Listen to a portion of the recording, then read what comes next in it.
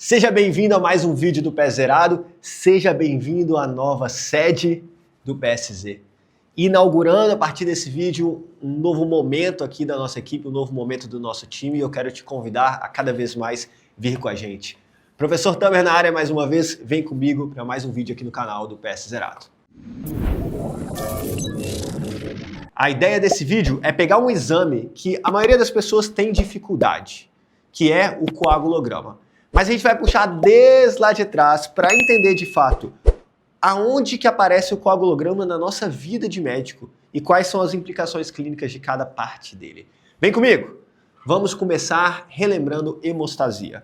A hemostasia nas aulas de hematologia talvez seja a pior parte da aula de hematologia de todas. Porque a gente vê aquele tanto de número, aquele tanto de coisa e a gente fala assim, meu Deus, misericórdia, eu tenho que decorar isso tudo? Na verdade, não precisa decorar, precisa entender. Eu não quero que vocês decorem os números que eu vou apresentar para vocês, os fatores de coagulação, mas eu quero que vocês entendam todas as etapas da hemostasia, que aí sim vocês vão entender a partir daí quais são as implicações clínicas de medicamentos, de situações, de doenças que vão aparecer no dia a dia do seu plantão. Vem comigo aqui. Tudo começa com a hemostasia primária. Olha aqui na tela. A hemostasia primária nada mais é do que a plaqueta, meninos. A plaqueta é aquela primeira célula, aquele primeiro combatente da nossa hemostasia, da nossa proteção contra sangramentos, contra lesões endoteliais. Começa da seguinte forma. A gente tem uma lesão endotelial, então alguma agressão acontece ali dentro do vaso, seja um trauma, seja um medicamento, enfim, qualquer coisa que seja. Essa lesão endotelial vai expor duas coisas, vai fazer uma solução de continuidade no endotélio e vai expor tanto o colágeno, que a gente sabe que tem no nosso corpo, quanto o fator de von Willebrand, que é um fator endotelial importante aí. Temos a doença de von Willebrand, como por exemplo, que é a deficiência desse fator. E vai formar um complexo, plaqueta mais aquilo que foi exposto, colágeno e fator de von Willebrand. Esse complexo vai ser o responsável ao formar por sinalizar molecularmente e ativar a cascata plaquetária. A cascata plaquetária, que é dividida basicamente em três grandes eventos. A adesão,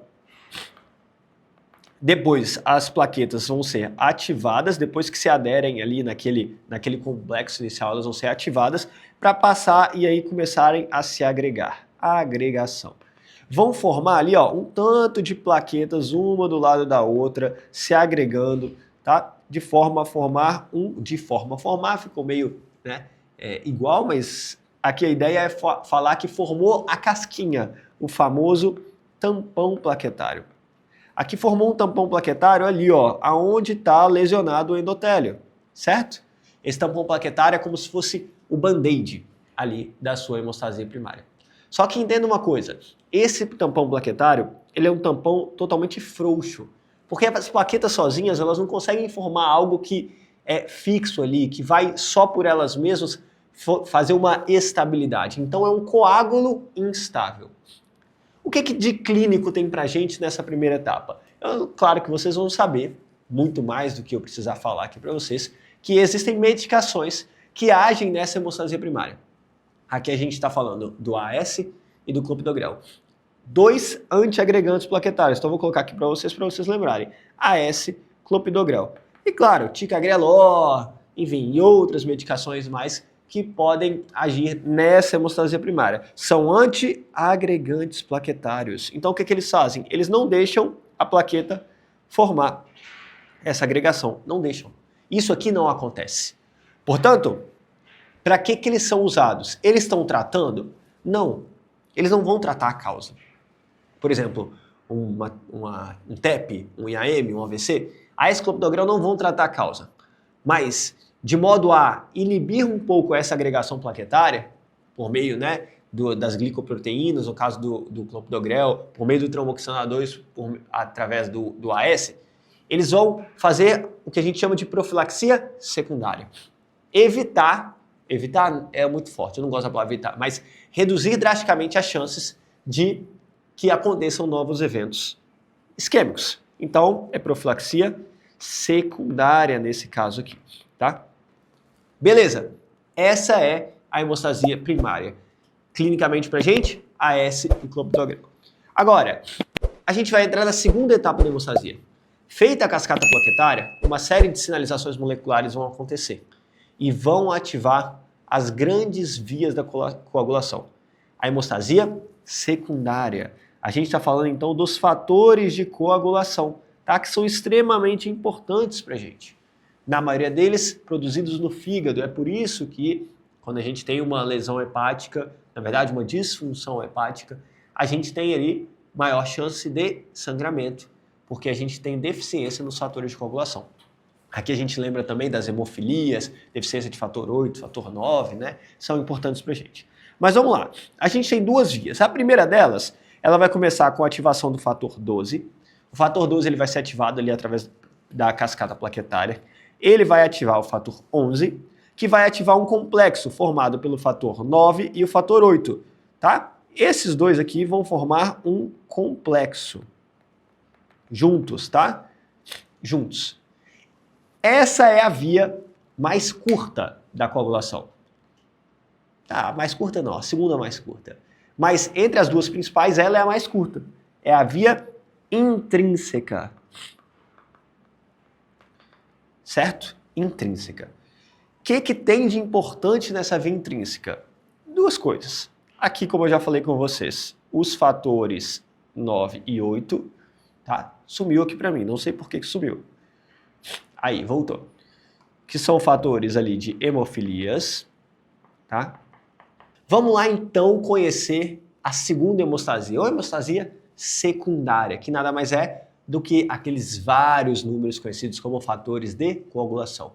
Na maioria deles, produzidos no fígado, certo? E é por isso que quando a gente tem uma disfunção hepática, a gente tem ali maior chance de sangramento, tá? É dividido em duas vias. Vamos começar pela mais longa delas, que começa ali a cascata plaquetária ativando o fator 12. Ele, quando está ativado, ele vai ativar o fator 11, que vai ativar um complexo formado pelo fator 9 e o fator 8, certo? Esses dois vão formar, como eu falei, um complexo juntos, certo? Esse complexo, ele vai ser responsável por se ligar a um outro complexo que daqui a pouco eu falo. O que a gente tem de importante aqui na que a gente chama de via intrínseca? Tá? O que a gente tem que saber aqui que é importante na via intrínseca? A gente tem dois fatores aqui importantes, o 9 e o 8. O 9 e o 8 são os fatores que vão estar nas hemofilias reduzidos. A deficiência do fator 8 e a deficiência do fator 9 são hemofilias, aquelas hemofilias que a gente conhece, AB e tudo mais, né? Então, em pacientes hemofílicos, a gente vai ter alteração de um exame específico. Qual é o exame que mede o início da via intrínseca ali no fator 12 até a formação final lá na frente do coágulo? O PTTK, o PTT, enfim, tempo parcial de trombolastina ativada. Tá? Ele é mais ou menos ali 30 segundos, tá? Um pouquinho maior do que o outro que a gente conhece, justamente porque a via é um pouco maior, a via intrínseca é um pouco maior que a extrínseca, certo? Quando a gente tem uma deficiência de algum desses fatores, seja uma deficiência em quantidade ou uma deficiência funcional, essa via ela vai demorar mais para acontecer. Então, o tempo de formação do meu coágulo vai demorar mais. Vai ficar sangrando mais. É por isso que a gente fala que quando o PTT está alargado, ou outro exame que a gente já vai falar, a gente tem predisposição ao sangramento. Hemofilia, disfunção hepática, entre outros aqui. E aqui a gente também tem a heparina não fracionada, né? A heparina não fracionada é um medicamento que vai agir ali na via intrínseca, certo? Atrasando esse tempo. Então, o paciente que está usando o HNF, ele vai agir, ela vai agir nesta via. E vai acontecer o quê? Alargar o PTT. Alargar o PTTK, maior que 30 segundos. Tá? Na maioria das vezes a gente não usa HNF, quando usa por pouco tempo, então não tem muita correlação clínica pra gente, em especial no seu plantão do pronto-socorro. Agora, quando a gente vai para outra cascata, para outra via, como é que ela começa, né? Como é que ela começa? A cascata plaquetária vai ativar o fator 3, que é o fator tecidual ou tromboplastina, que junto com o fator 7, vai formar um complexo. E aqui eu quero falar uma coisa com vocês. Aqui temos o principal fator envolvido na nossa prática clínica aqui, que é o fator 7. Eu vou circular de amarelo para vocês aí, ó. Esse é o principal fator para a gente na aula de hoje. O fator 7. O mais importante, o que está em maior quantidade e o que sofre variação de outros fatores. Esse fator 7, ele faz feedback negativo lá na cascata plaquetária, negativo e positivo. Faz feedback negativo e positivo dentro da via intrínseca, faz feedback negativo e positivo dentro da via extrínseca, inclusive lá na via comum, que daqui a pouco a gente fala. Tá aí a importância dele. Eu não quero que você decore exatamente aonde que ele acontece, mas por estar em maior quantidade, por fazer esses feedbacks, o fator 7 é extremamente importante. E ele faz parte de um grupo de fatores que a gente fala que são aqueles fatores dependentes de vitamina K, junto com o 9, junto com o 2 e junto com o 10. 2, 7, 9, 10. Tá? Só que dentre esses, o que sofre mais variação, mais interferência da vitamina K é o fator 7. Tá? Que está dentro ali, então, portanto, formando esse complexo com o fator 3 da via extrínseca. Qual é o exame, Tamer, que mede o início da via extrínseca lá no fator 3, fator 7, até o final do coágulo, até a formação final do coágulo? É o TAP, que é aproximadamente ali 13 segundos. Certo? E aí a gente fala também o que é o INR, nada mais é do que uma relação entre o TAP medido do paciente e o TAP normal, ali os 13 segundos, tá? Então se o TAP do paciente estiver mais alargado, o INR vai ser acima de 1. Se estiver mais encurtado, vai ser abaixo de 1. Se tiver 13 segundos, vai ser exatamente 1. Então a gente consegue levar isso em consideração olhando só o INR. O TAP, então, tempo de ativação de protrombina, é o tempo medido entre o início da via extrínseca e a formação final do coágulo, lá no final, lá depois da via comum. Certo? Portanto, a gente tem duas coisas que acontecem. A formação do complexo 9, 8 na via intrínseca e a formação do complexo 3, 7 na via extrínseca. Esses dois complexos juntos são os responsáveis por ativar o fator 10. Esse fator 10 vai ativar o fator 2, que vai ativar novamente o 12 e o 1. Que, por fim, vai formar o que a gente conhece como coágulo estável. Por que, Tamer, que você está falando isso? Ele não fica estável com a rede de fibrina? Cadê a fibrina aí? Olha aqui embaixo que eu coloquei para vocês. O fator 1 é a fibrina. O fator 2 é a protrombina quando ativado trombina. A trombina é responsável por ativar o fibrinogênio em fibrina. O fator 12 ali, ele vai atuar como um cofator, auxiliando aí. Ele é lá da via intrínseca, mas é um cofator. O que é importante, então, na via comum pra gente? O fator 10, eu vou circular de verde agora, que vai ter uma correlação clínica importante. Cadê aqui ele? Deixa eu circular direito aqui. Fator 10. E o fator 1. O fator 1, que é a rede de fibrina. Então, o coágulo, que estava lá só com as plaquetas, né? Elas agregando ali, igual esse desenho aqui, mais ou menos feito. Agora ele vai ter uma rede fibrosa em cima dele, fazendo uma trama de tecido conjuntivo de fibra ali, estabilizando, impedindo que qualquer coisinha que passe ali degrade esse coágulo, fazendo de fato a estabilidade desse coágulo. Percebam então a importância de conhecer a hemostasia secundária. O que clinicamente tem importância aqui pra gente? Quando a gente está falando, então, de tratamento de eventos trombóticos, os medicamentos que a gente lembra, varfarina, é o primeiro deles, vamos falar da varfarina. A varfarina é um antagonista, um inibidor da vitamina K. Eu não falei que o principal fator que a vitamina K interfere como cofator é o fator 7? Logo, vem comigo na tela, se eu uso varfarina ou Marevan, eu estou impedindo que o fator 7 atue de forma adequada. Se eu estou impedindo que o fator 7, o mais importante fator aqui para a gente, atue de forma adequada, o que vai acontecer com o TAP? Ele vai alargar. Eu vou ter um aumento de TAP-NR. Por isso que varfarina, a gente tem que ficar de olho, porque vai subir TAP. E para a maioria das doenças que eu tenho que anticoagular, se eu estou usando varfarina, a gente tem que encontrar o alvo terapêutico do INR, que é entre 2 e 3 na maioria delas, salvo exceções. Por quê? Porque a varfarina inibe vitamina K, que é responsável por ser um cofator de vários fatores de coagulação, principalmente do fator 7. E o fator 7 é o principal fator responsável ali pela via extrínseca. E o TAP é o exame que mede o tempo da via extrínseca até o final na formação do coágulo estável. Pronto. Varfarina tá aí. Qual outro, Tamer? Medicamento que a gente pode usar ali para tratamento de eventos trombóticos. Nos últimos anos foram aparecendo novos medicamentos que eu não vou precisar ficar de olho nem no TAP nem no PTTK. Não preciso achar um alvo. Eles são extremamente seguros porque agem lá na via comum, que é uma via extremamente curtinha, que interfere pouco no tempo do TAP e no tempo do PTTK. A gente está falando dos novos anticoagulantes orais. A gente está falando então da rivaroxabana, da apixabana e outros mais. Apixabana, rivaroxabana. Que medicamentos são esses? São inibidores do fator 10. Como que eu sei, Tamer? Olha o X aqui, ó. Eu olho pelo X, deixa eu fazer de outra cor para vocês verem melhor. Rivaroxabana, apixabana, XD, fator 10. Inibem o fator 10. Só que como a via comum é muito curtinha, ela interfere pouco. O tempo da via comum ele é muito curto.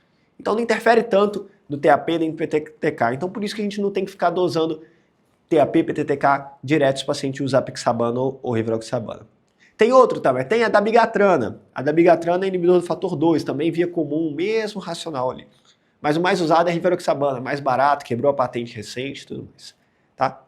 É aí que age a rivaroxabana. Perfeito, meninos? Entenderam então a hemostasia secundária até aqui? Beleza. Eu vou apagar aqui a rivaroxabana só para mostrar para vocês uma última coisinha. Se a gente tivesse no corpo só isso que eu mostrei até agora, o nosso corpo ia ter uma predisposição natural para fazer trombo. Mas o nosso corpo é extremamente bem regulado. E é por isso que a gente tem um feedback negativo a esses eventos trombóticos, um feedback negativo natural. É o que a gente chama de hemostasia terciária. Eu vou escrever aqui, cadê o vermelho? Deixa eu pegar vermelho aqui. Hemostasia terciária. A hemostasia terciária é o feedback negativo contra esses trombos que vão se formando um atrás do outro, certo? Por isso que a gente também precisa entender, porque tem uma correlação clínica. Presta atenção, o que é a hemostasia terciária? É o plasminogênio que através do fator ativador de plasminogênio tecidual vai ser ativado, que é uma enzima, vai ser ativado em plasmina. E a plasmina vai ser responsável por quebrar a fibrina, que é o fator 1. Olha só, a plasmina quebrou a fibrina. Quebrar, lise. Lise da fibrina, fibrinalise, fibrinólise. Portanto, a plasmina, a hemostasia terciária, é o nosso fibrinolítico natural.